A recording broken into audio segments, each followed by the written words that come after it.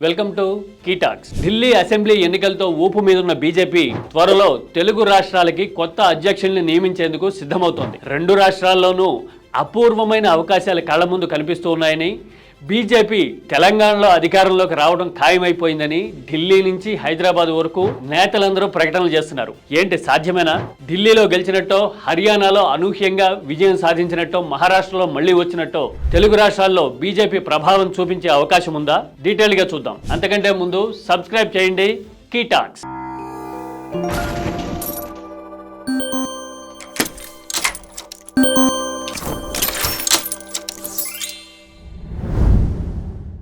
కేంద్రంలో తిరుగులేని అధికారాన్ని చెలాయిస్తూ రాష్ట్రాల అసెంబ్లీ ఎన్నికల్లో అనూహ్య ఫలితాలు, అద్భుత విజయాలు సాధిస్తున్న బీజేపీకి దక్షిణాది మాత్రం కొరుకుడు పడకుండా ఉంది. పార్లమెంట్ ఎన్నికల్లో కాంబినేషన్లతో, పొత్తులతో సీట్లు వస్తున్నా నేరుగా అధికారంలోకి వచ్చే అవకాశాలు అందుకునేంత దూరంలోకి వచ్చి చేజారిపోతున్న సంకేతాలు కనిపిస్తూ ఉన్నాయి. 2022లో ఊహించినంత హైప్ వచ్చింది. బీజేపీ గెలిచే పరిస్థితి ఉంది.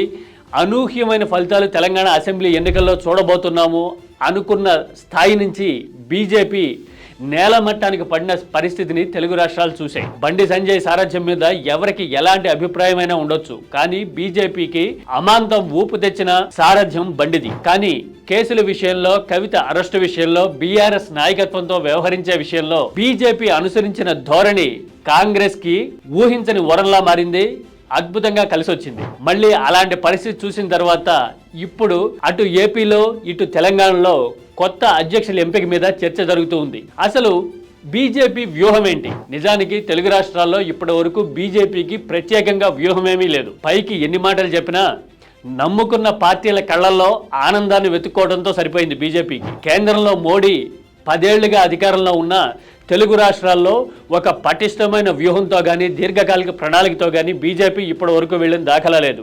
ఏపీ విషయమే తీసుకుంటే 2014లో టీడీపీతో పొత్తు, 2019లో అనూహ్యమైన మెజారిటీతో జగన్ అధికారంలోకి వచ్చిన తర్వాత టీడీపీ పతనం అంచుల్లో ఉన్నప్పుడు బీజేపీకి ఒక ఊహించని అవకాశం వచ్చింది. పార్టీని బలోపేతం చేసేందుకు, దూకుడుగా వెళ్లేందుకు ఒక తలుపు తెరుచుకున్నట్టుగా అయింది. కానీ జగన్కి అన్ని రకాల సహాయ సహకారాలు అందించడంలో నిమగ్నమైపోయిన బీజేపీ అవకాశాన్ని అందుకోవడానికి ఏమాత్రం సిద్ధపడలేదు. ఇది ఏపీ సంగతి. ఇటు తెలంగాణలోనూ ఇంతే.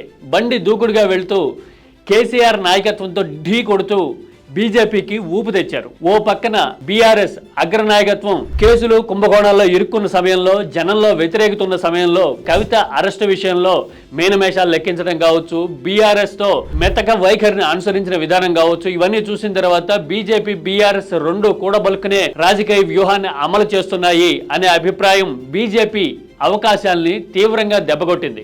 ఇలాంటి సమయంలో అటు ఏపీలో కానీ, ఇటు తెలంగాణలో కానీ బీజేపీకి కావాల్సిందేంటి? నాయకత్వ మార్పుతో సరిపోతుందా? అంటే సారథి మారినంత మాత్రాన్ని సరిపోదు. మరీ ముఖ్యంగా తెలుగు రాష్ట్రాల విషయంలో బీజేపీ నాయకత్వ ధోరణి మారాల్సి ఉంది.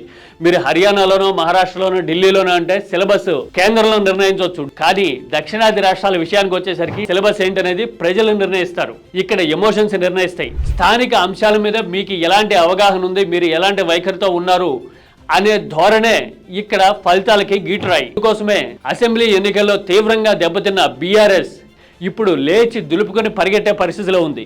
ఇలాంటి సమయంలో సారథి మార్పుతో పాటు వ్యూహం మార్పు, మీ భాష మాకు తెలుసు, మీ గోస మాకు తెలుసు, మీ పరిస్థితులు మాకు తెలుసు, మీకోసం మేము పనిచేస్తున్నాం అని నిరూపించడంతో పాటు క్షేత్రస్థాయిలో నిలబడి పోరాటం చేసి చిత్తశుద్ధి చూపించాల్సిన అవసరం ఇటు తెలంగాణలో ఉంది. అలాగే ఏపీలో ప్రాజెక్టులు, పథకాలు, రాష్ట్ర నిర్మాణం, రాజధాని ఇలాంటి విషయాలన్నింటిలో సాయం చేస్తున్నాము అనే విషయాన్ని జనం వరకు తీసుకెళ్లి, ప్రతి గడప వరకు తీసుకెళ్లి వివరించి చెప్పడంతో పాటు మీకోసం మేమున్నాము, మా కోసం మీరు నిలబడతారా అనే ఒక ఎమోషనల్ బాండింగ్ ని నిర్మించుకోవాల్సి ఉంది. మరి ఇలాంటి సమయంలో క్షేత్రస్థాయికి కమలం దిగుతుందా? సారథి మార్పుతోనే అన్ని సాధ్యమైపోతాయి, మోడీ ఎజెండాతోనే అన్ని అయిపోతాయి అనుకునే మైండ్ సెట్ ని మార్చుకుంటుందా? బీజేపీ ప్రాస్పెక్ట్స్ దక్షిణాది రాష్ట్రాల్లో, మరీ ముఖ్యంగా ఏపీ, తెలంగాణలో ఎలా ఉండబోతున్నాయని మీరు అనుకుంటారు? మీ అభిప్రాయాన్ని కామెంట్లో చెప్పండి.